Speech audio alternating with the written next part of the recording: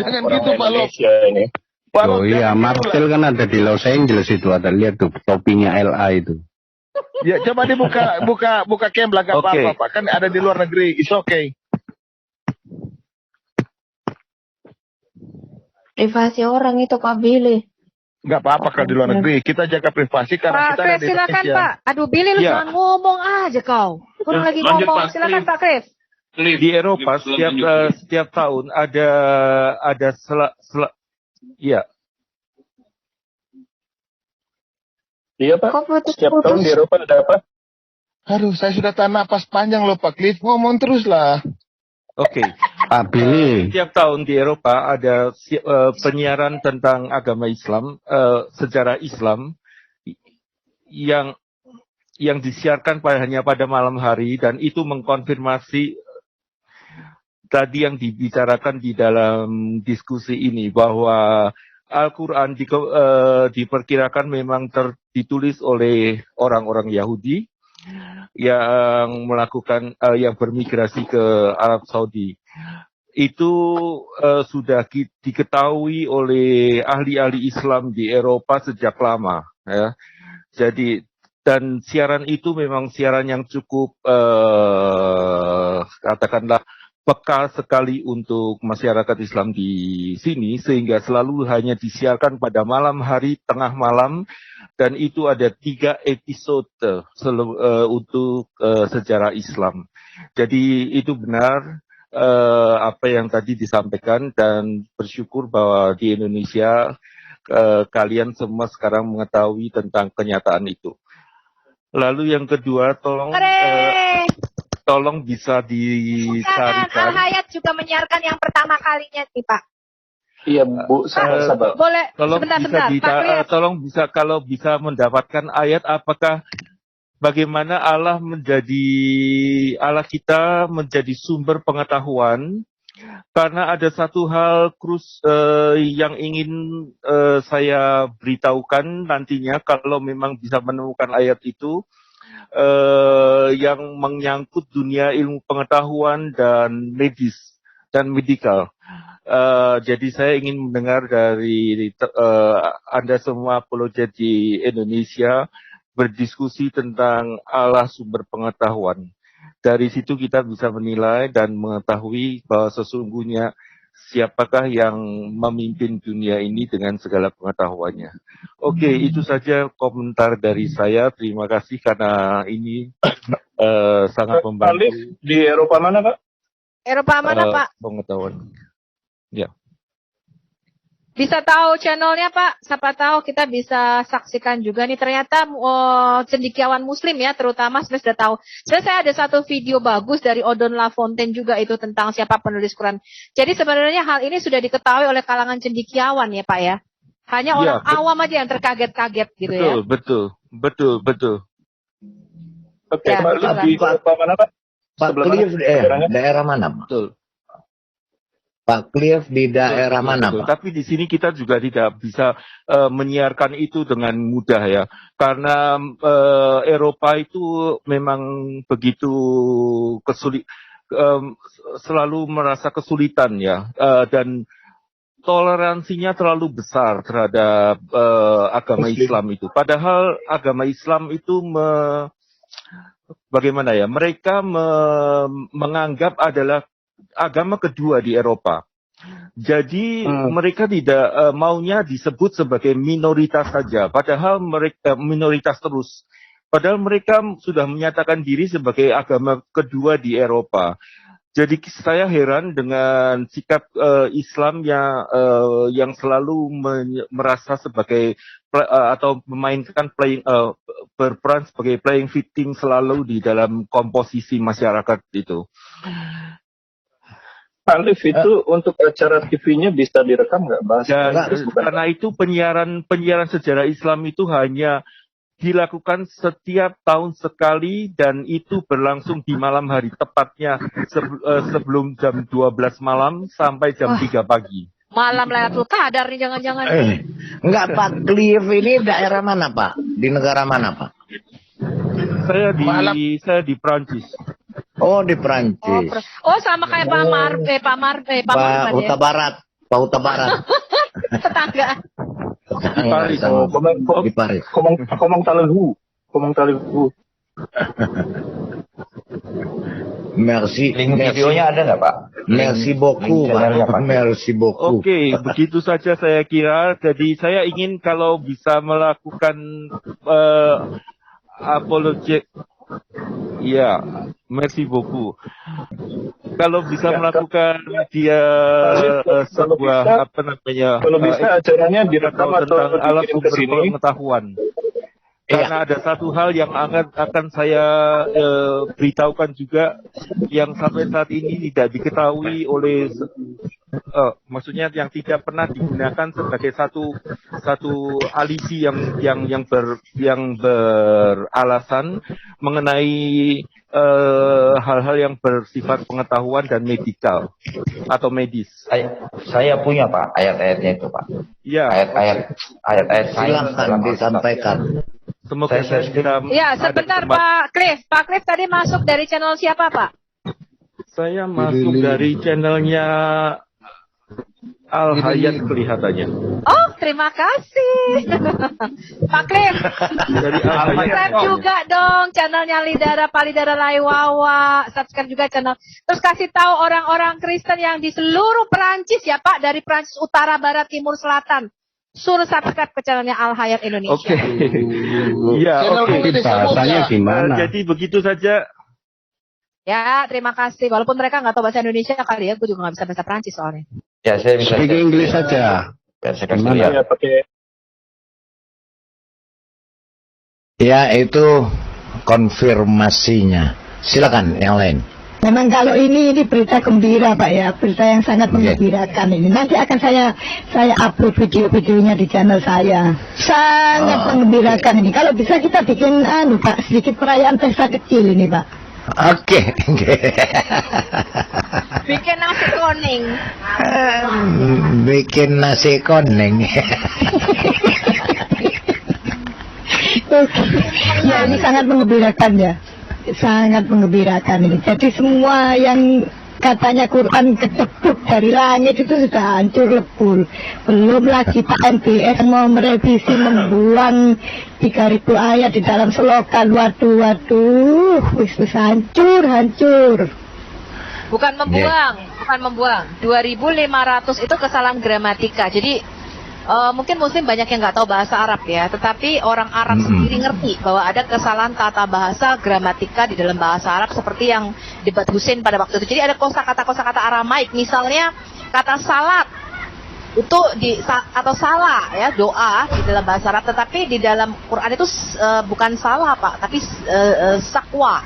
Terus kata zakat itu zakwa. Nah itu bukan zakwa dan sakwa dan beberapa kosakata itu bukan kosakata Arab. Itu kosakata bahasa Aramaik. Jadi membuktikan bahwa Quran ini memang aslinya tidak berbahasa Arab. Dan juga ada beberapa kosakata yang tidak dimengerti. Kemarin kita sudah lihat misalnya kata tur, kemudian kata raknam atau siapa itu atau apa ya. Itu penafsir aja beda-beda nafsirin artinya tuh apa sebenarnya. Karena memang aslinya bukan kata berbahasa Arab. Bahkan kata Quran itu juga bukan bahasa Arab ya Pak Lidara ya. Quran itu adalah bukan. Itu bukan kata Quran, bahasa surah, berber. Ya, itu bukan bahasa Arab. Gitu. Iya, makanya ini agama bingung, kitabnya bingung, nabinya bingung, semuanya bingung. Bingung karena kita belajar makin tahu Bu. Tapi kalau cuma kepalanya ditenggelamin di dalam pasir kayak burung unta ya nggak bingung. Asal percaya. Iya, kemarin kan saya sudah menampilkan beberapa musim seperti itu. Biar bertentangan dengan sejarah. Nabi Isa ada di zaman Musa, memang keponakannya Musa, dan kalau Allah yang mengatakannya, saya percaya. Ya sudah. Iya, saya ikuti itu kemarin, saya lihat videonya. Memang bodohnya bukan main. Ya. Biar bumi datar, pokoknya asal Allah yang mengatakannya, saya percaya. Iya, tapi kita perlu loh Bu, kita perlu orang-orang seperti ini Bu. Bayangkan kalau nggak ada orang-orang bodoh seperti ini, kita kan ini ekspor dari US ini ke negara-negara bodoh. Kalau negaranya pintar mana bisa mereka beli, mana perlu mereka beli bahan-bahan dari kita. Betul. Iya kan? Iya, betul. Kalau mereka pintar membuat ini, membuat itu kan kita repot sebagai warga negara. Di sini kan susah nanti ya. Kita perlu orang-orang bodoh seperti ini. Kita seharusnya membina kebodohan mereka sampai sebodoh-bodohnya. Harus dibina ya, Bu, jangan dibinasakan ya. Betul. Jadi tetap kita serap apa ini sumber daya segalanya itu. Jangan sampai mereka pintar. Loh, ini dari persepsi saya ya. Jangan dianggap dari persepsi semua orang Kristen. Ini persepsi saya ini. Bu, saya tambahin dikit. Karena ada yang mengatakan bahwa kebodohan itu ilmu tertinggi. Iya. Ya betul Pak. Ilmu tertinggi dan donasi terbesar di dunia ini. Kebodohan adalah donasi terbesar Cuma di dunia begini, ini. Pak, apa misalnya paling... Ya. Iya Pak. Gimana? Oke, ya satu-satu dulu ya, biar kita ini. Oke, Bu, Mr. Tajirun. Oke, sebentar Pak, ya. Lidara, Ya, saya ya. standby dulu, dengerin, nanti masuk lagi digilir Pak. Oke, baik. Silakan, Mas Tajirun alias Ari, silakan. Loh, Bu Sofi kemana? Waduh, Pak Bu Sofi hilang, terlempar. Itu sama Nandar itu. Lagi. Oke, iya. Oke, Udah masuk. Ari sebentar ya, saya yang lain dulu ya. Ntar habis ini baru kita bertanya jawab. Mr. Puting, silakan. Halo, selamat Puting. malam. Iya tuh Mr. Puting Ini angin puting beliung, Pak. Puting beliung, mantap. Saya Silakan. mohon maaf saya tidak dari mengikuti dari awal. Kira-kira topiknya seperti apa ini? Waduh, topiknya Panjang ceritanya. udah sampai doer ya. Topiknya sejarah. Benarkah Al-Quran ditulis oleh Rabi Yahudi? Pertanyaannya itu, benarkah Al-Quran ditulis oleh Rabi Yahudi? Nah, itu pertanyaannya, Pak. Ya, Ini dalam sejarah. Ya, sebelum ada pemikiran ini, entah itu pemikiran yang benar atau berita yang benar tentang Al-Quran itu ditulis oleh Rabi Yahudi, saya pribadi sudah pernah sampai dengan saat ini saya mendengar topik ini, saya pribadi saya merenung tentang ajaran Islam ini gitu loh.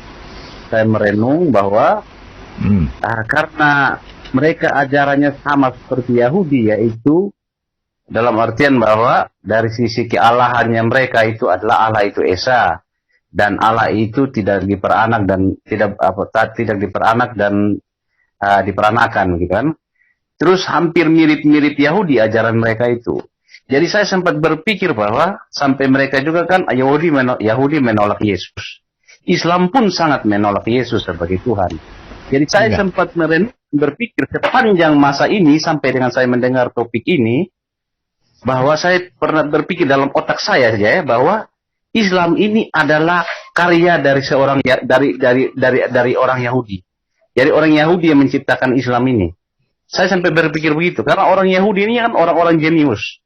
Jadi mereka mau membangun suatu agama baru yang dalam artian oknum Yahudi loh, mau membangun untuk bisa mengcounter, untuk bisa melawan ajaran Kristen, ajaran Yesus. Jadi mereka mungkin udah capek melawan ajaran Yesus. Jadi mereka menciptakan agama baru di abad berapa ya? Abad 600-an itu. Atau ya 600-an setelah Masehi untuk melawan abad ke-6, abad ke-7, abad ke-6. Abad ke-7 lah. Untuk bisa melawan kekristenan.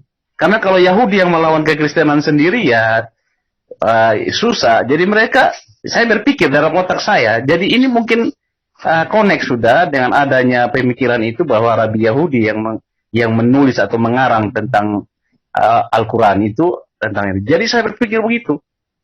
Jadi mungkin saya hanya dalam pikiran saya, dalam pergumulan saya saja, dalam hati saya berpikir bahwa ini Islam ini jangan sampai yang cipta ini orang Yahudi, gitu loh. Setelah itu saya juga mendengar bahwa raja Arab itu adalah darah Yahudi.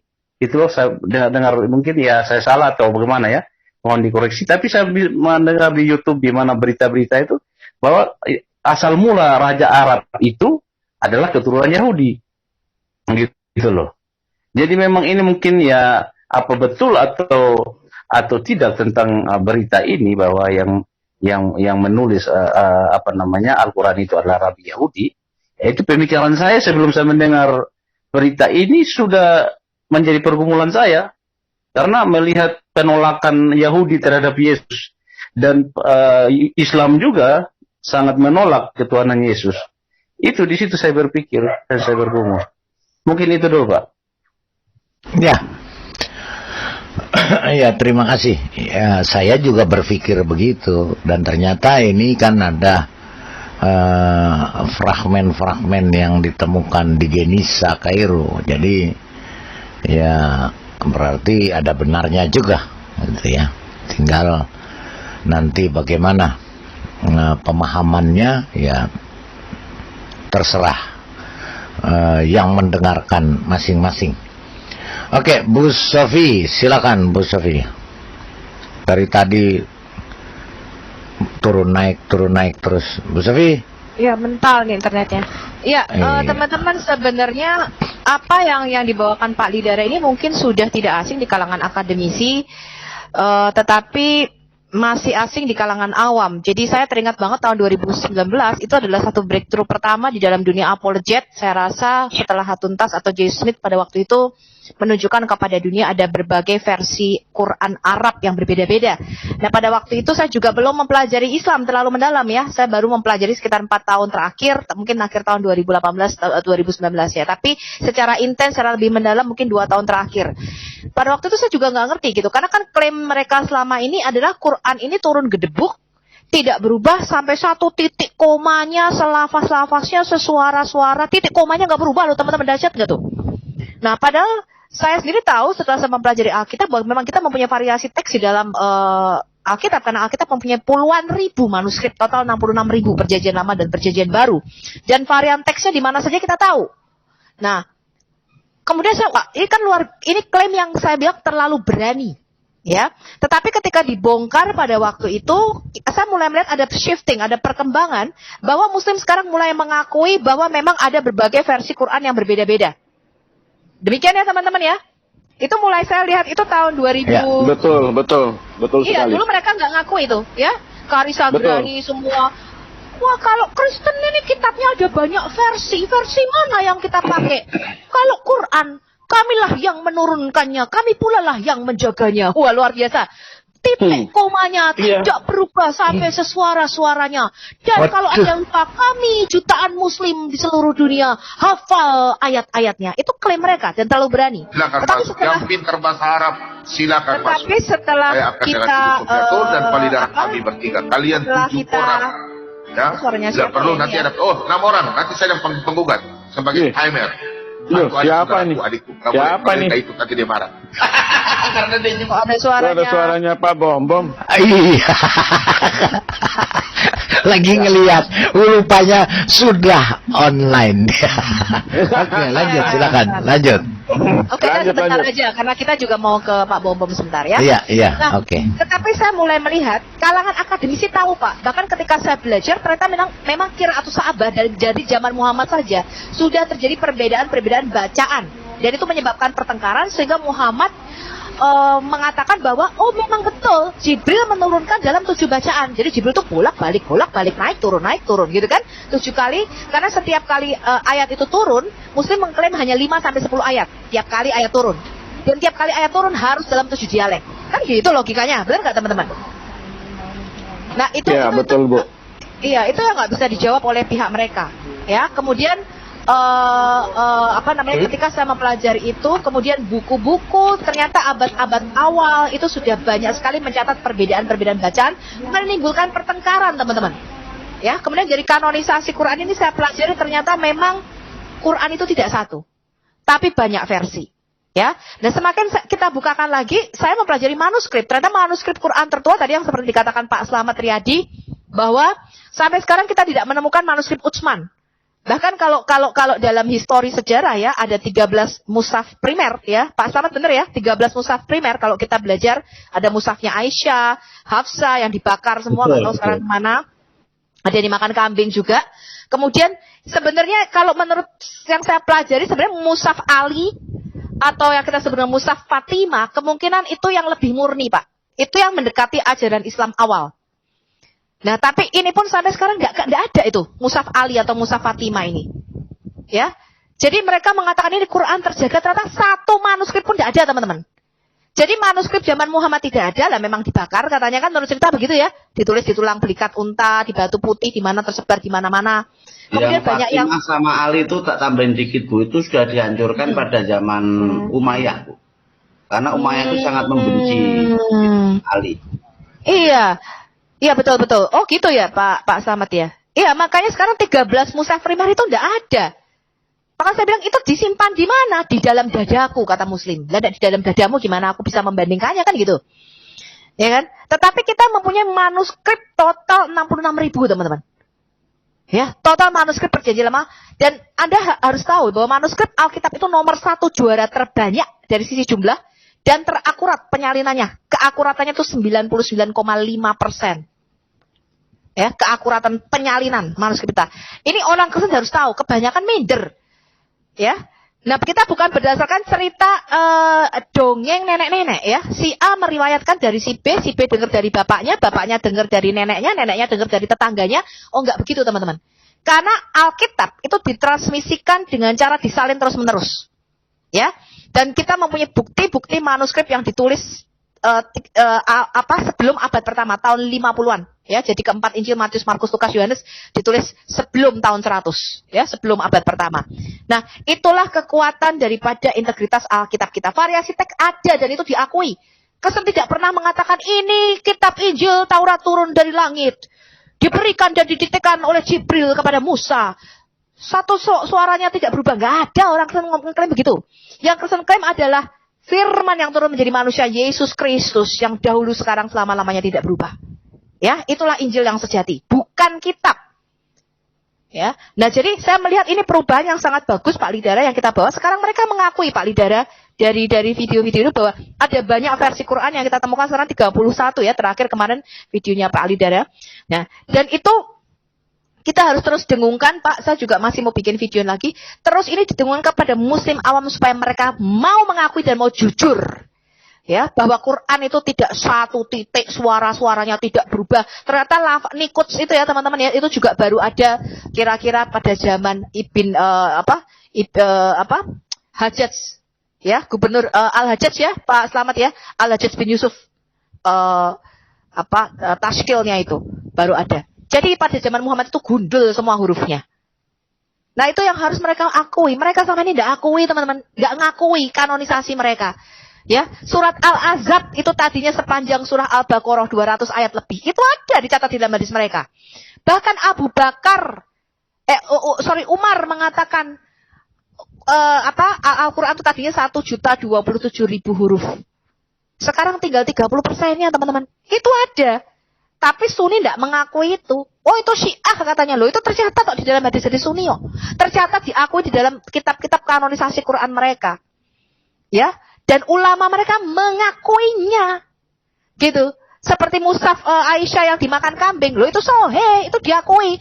Kenapa hukum rajam itu sampai sekarang masih diberlakukan? Padahal hukum rajam itu sudah tidak ada di dalam Quran. Karena sudah dimakan kambing. Ya. Jadi muslim itu, saya tidak tahu ya, Anda kok bisa berbohong dalam menyebarkan agama itu loh yang saya nggak ngerti. Karena Kristen tidak pernah melakukan itu. Kita mengakui ada variasi teks. Ya, kita mengakui ada Codex Vaticanus Sinaiticus, kita bandingkan dengan manuskrip Alkitab yang kita punya sekarang. Kita akui itu. Nah, saya mau menunjukkan sedikit Pak Lidara, share screen-nya. Oke. Mana? Jadi Share screen-nya. ada dua video sebenarnya. Ini yang kita belum terjemahkan dari Odon. Jadi apa yang Pak Lidara sampaikan tadi, not whole the Quran ya, bukan seluruh Qurannya itu ditulis oleh orang Yahudi, ya, tidak semuanya, tetapi ada indikasi. Karena kalau saya pernah juga mengeksposisi tulisan dari Yohanes Damaskus ya, atau Yohanes Damaski dan Abdul Masih Al-Kindi. Jadi mereka tahu bahwa yang menulis Quran ini adalah orang Kristen dan Yahudi dan diberikan kepada Muhammad. Ya, bahkan dari debatnya Hussein kemarin, ternyata di dalam hadis mereka sendiri juga dicatat bahwa Muhammad itu menerima kitab-kitab berbahasa Syria dan Ibrani Aramaik. Dan dia menyuruh Said bin Tabit untuk belajar bahasa Syria dan Ibrani, bahkan menyuruh Said bin Tabit sekolah di Yeshiva, sekolah di sekolah Ibrani, sekolahan Rabi Yahudi untuk belajar bahasa Ibrani untuk menerjemahkan kitab-kitab tersebut, teman-teman. Ya, kita nggak tahu kitab-kitabnya apa, karena ternyata memang kitab-kitab apokrifa itu masuk menjadi ayat-ayat dalam Quran. Benar ya teman-teman ya? Yesus lahir di bawah pohon kurma. Ya. Kemudian kemarin yang Pak Lidara bahas, kisah 7 orang yang tertidur di dalam gua, itu masuk di dalam ayat-ayat mereka. Nah, ini adalah yang sarjana scholar sudah ketahui bagaimana Quran ini terbentuk. Ini presentasi daripada Odon LaFontaine, ya. Sebenarnya banyak materinya, kita sedang undang Odon LaFontaine, kemarin dia cukup sibuk, harusnya saya menerjemahkan Odon, kita undang di channel Al-Hayat juga, bahwa ini adalah 6 step, 6 langkah bagaimana Quran itu terbentuk. Ini Anda lihat ini Judeo-Nazaren, orang-orang Yudeo dan orang-orang Kristen Nazaren. Bagaimana mereka membuat Quran ini. Ya, jadi di dalam tulisannya Yohanes Damaski dan Abdul Masih Al-Kindi itu mereka mengatakan Muhammad ini bertemu kira-kira dengan 30 orang Kristen Nestorian dan Rabi Yahudi, orang-orang Yahudi yang menulis Quran. Ya, setelah Muhammad mati, mereka mencoba mendekati Ali bin Abi Thalib. Ya, mereka mengatakan kami akan memuridkan kamu dan menjadikan kamu nabi seperti kami menjadikan Muhammad seorang nabi. Ya, itu tercatat di dalam Yohanes Damaski. Dan Yohanes Damaski itu kira-kira 50 tahun setelah Muhammad mati. Dia nulis ini. Jadi masih sangat dekat dengan sejarah. Artinya tulisannya itu masih kredibel dengan sejarah. Dan memang betul dari tulisan Yohanes Damaski dan Abdul Masih Al-Kindi tidak pernah disebutkan kata Islam maupun Muslim. Jadi kita mencurigai bahwa perkembangan awal ini adalah sekte bijat Kristen. Ya. Dan itu bukanlah barang baru. Level akademis itu sudah tahu hal ini. Ya, jadi mereka tidak tahu namanya komunitas Muslim. Mereka tidak memakai kata Muslim. Ya, mereka memakai kata sekte Ismailit atau bidat dari suku Ismail atau Hagarin atau Sarasen. Itu yang mereka sebut di dalam tulisan mereka. Dan tulisan mereka ini sangat dekat dengan sejarah perkembangan awal Islam. Nah, ini kalau saya kasih sepintas teman-teman, ya ini bagaimana mereka menuliskan kitab itu, kemudian dicampur dengan kitab-kitab lainnya. Ini yang dijadikan lectionary atau kiryana. Jadi Quran itu bukan bahasa asli Arab. Bahasa aslinya adalah kiryana atau bacaan, seperti bacaan liturgi gereja ya, lectionary namanya. Ya, kemudian ini proses kedua ya. Ini Anda lihat dari nanti videonya mungkin bisa kita terjemahin ya Pak Lidara ya. Ini hasil penelitian scholar ya teman-teman. Dan ini scholar barat. Ya, scholar barat dan scholar timur semua setuju hal ini. Ya, kemudian dia memberikannya nih kepada Arab preacher. Kemungkinan juga Muhammad itu bukan satu orang. Jadi tokoh yang bernama Muhammad ini kemungkinan bukan satu orang, Pak. Ya. Dan kemudian itu diberikan kepada Arab karena pada waktu itu orang Arab memang umi. Jadi mereka tidak tahu kitab-kitab sebelumnya Taurat, Zabur, Injil, mereka nggak tahu. Nah, ini masuk ya di dalam bacaan orang-orang Arab pada waktu itu diberikan dalam bahasa Arab. Ya, ini tahap ketiga, proses tahap ketiganya. Kemudian orang Kristen Nestorian ini dan orang-orang Yahudi ini, ya, dia memberikan bacaan ini kepada Arab audience. Ya, mereka memberikan bacaan ini kepada Arab audience. Bahkan di dalam bukunya Abdul Masih Al-Kindi, dia mengatakan bahwa seorang pendeta Nestorian ini namanya yang kita kenal dengan Bukairoh ya, Bukairoh yang mereka kenal dengan Bukairoh, nama aslinya Sergius. Itu mereka menyebut Jibril atau Gabriel. Jadi bukan malaikat tapi nama orang. Jadi dia menulis bahwa murid-murid si Mahomet, dia menyebutnya bukan Muhammad ya, Mahomet. Murid-murid Mahomet menyebut pendeta ini yang mengajar Muhammad ini, mereka menyebutnya dengan Jibril atau roh yang setia. Jadi mereka memanggil si pendeta ini dengan sebutan Gabriel atau roh yang setia. Ya, itu di dalam catatan Abdul Masih Al-Kindi. Nah, kemudian tahapan keempat, ini saya singkat aja ya. Kemudian mereka menjadikan ini satu kitab yang suci nih. Dan ini mengalami perkembangan. Jadi kalau nanti saya mungkin kita akan bedah satu-satu isinya Quran, teman-teman. Quran itu mengalami yang namanya evolusi. Dan ini disepakati oleh semua sarjana scholar, baik scholar muslim maupun sarjana non-muslim. Jadi kalau kita melihat teks Quran,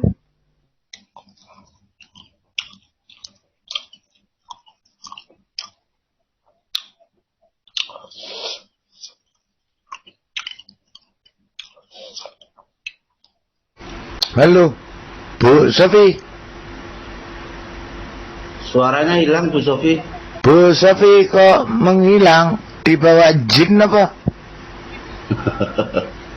Ya, saya tambahin dikit sambil nunggu Bu Sofi ya. Jadi Ada jin muawal yang itu ya, itu aliran Syiah Pak Lidara, Hatimiyah itu aliran Syiah, dan dia mencampurkan dengan kepercayaan lokal ya, budaya lokal seperti itu. Ya, itu sedikit info aja.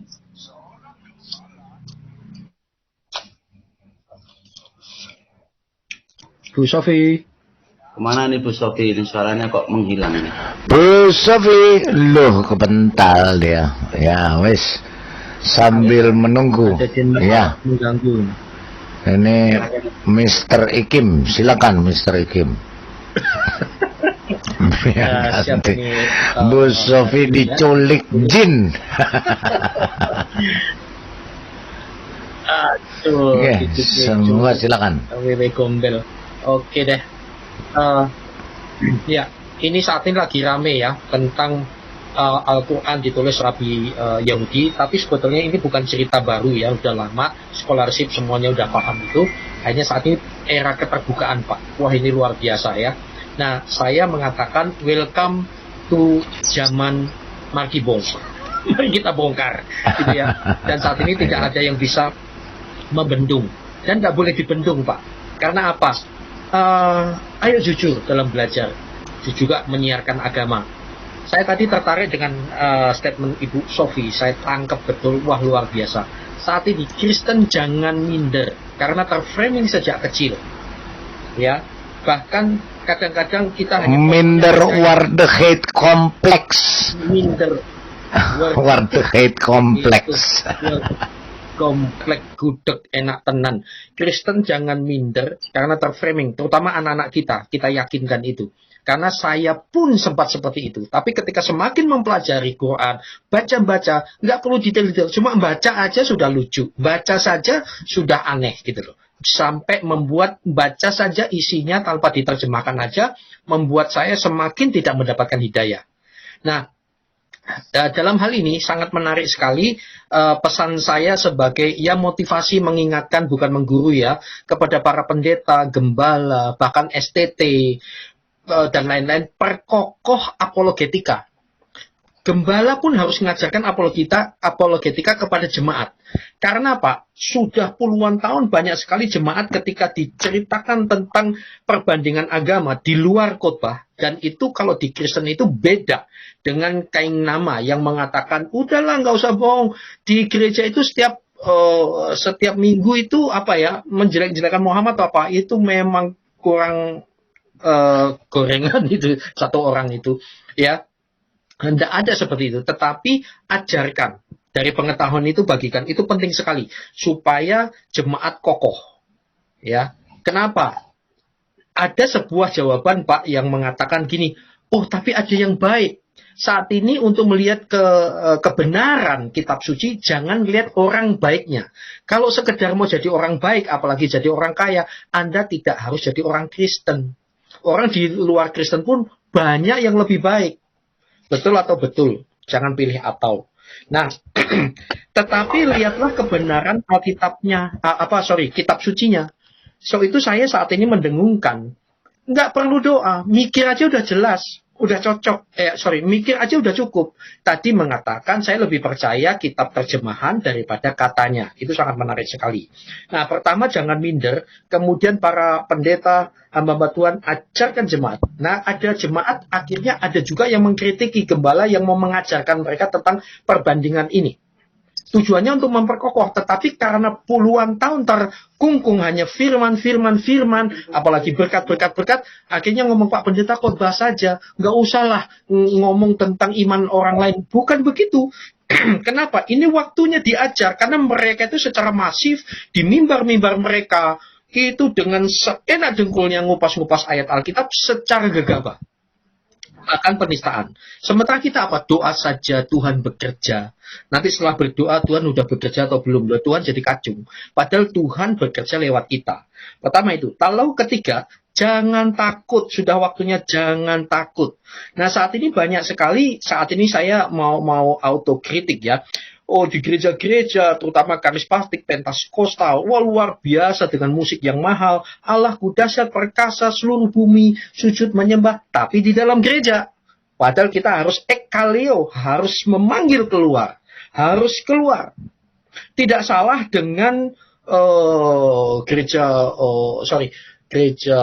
mega church yang memiliki LED seharga 650 juta hanya dipakai sekali dalam seminggu, bahkan ada 1 M. Nggak masalah, oke lah, terserah, itu berkat Anda. Tapi jangan lupa sisihkan misi itu untuk mendukung apologis, channel apologis, contohnya Lidara Rewawa ini. Amin. Nah, ini justru orang, terutama saya sangat mengacungi jempol kepada apologis yang ada di Indonesia, di mana kita ini kaki kanan berapologetika, kaki kiri itu siap-siap ke penjara, Pak. Ya, jadi luar biasa. Saat ini era keterbukaan maju terus, dan saya bersyukur, doa saya 5 tahun atau 6 tahun yang lalu saya pernah nulis di Facebook atau apa, saya cari tulisan saya belum ketemu, saya mengatakan ini era bangkitnya apologis yang luar biasa. Dan saat ini mari belajar dengan jujur. Dan sudah begitu lamanya kekristenan itu dibilang kitab palsu dan lain sebagainya. Nah, saat ini izinkan kami juga menjelaskan tentang kitab Anda. Nah, dalil lawanlah dengan dalil. Amin. Dalil lawan dengan dalil. Silakan. Jangan dalil dengan lapor. Ini bukan penistaan, tetapi kita bicara secara akademis. Amin. Maju terus. Mantap, luar biasa, Pak Heri, luar biasa. Saya setuju banget. Jadi setuju Pak King David ya. Jadi saya setuju banget. Kalau saat ini apologis mengatakan Quran ternyata ditulis oleh Rabi Yahudi, dan ini loh ada manuskripnya, ini loh buktinya segala macam. Kalian jangan berkata kami menyerang. Silahkan Anda jawab. Gitu loh. Karena sudah terlalu lama kekristenan itu kalian obok-obok dengan mengatakan palsu. Quran menyempurnakan. Ustadz Abdul Somad mengatakan Kristen rusak, Muhammad datang untuk meluruskan membetulkan. Apanya yang dibetulkan? Oke, lanjut.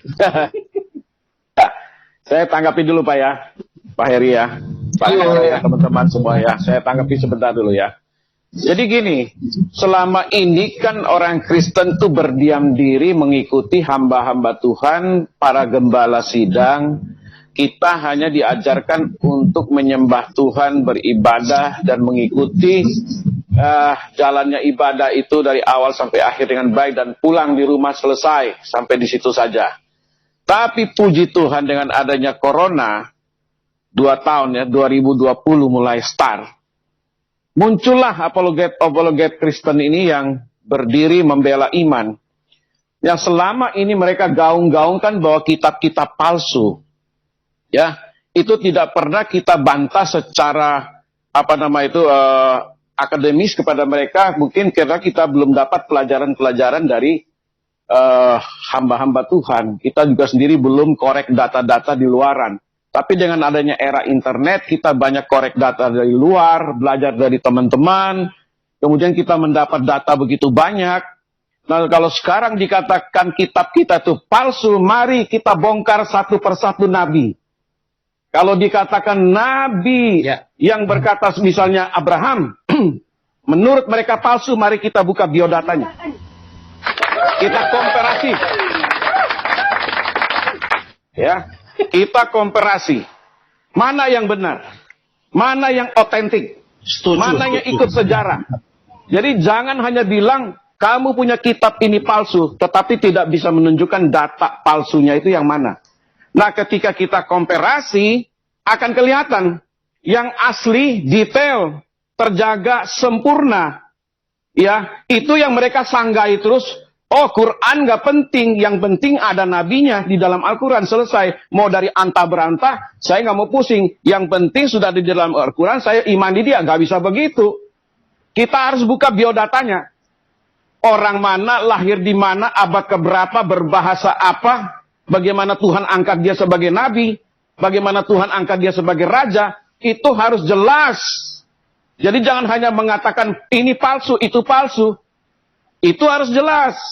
Ya, seperti Isa bisa ada di kitab mereka lalu disama-samakan dengan Yesus, udah jelas orang yang berbeda. Bukan saja berbeda bahasanya, berbeda bangsanya, tetapi juga caranya itu. Nabi-nabi membuat satu nubuatan tentang kedatangan Isa Al-Masih itu, atau Yesus Kristus yang kita kenal. Mereka bilang Isa Al-Masih, kita bilang Yesus Kristus. Itu jelas nubuatan-nubuatan itu, ya. Tidak kucuk-kucuk dia datang. Kemudian dia kemana? Pada saat itu dia sampai ke Bethlehem. Kenapa dia ke Bethlehem?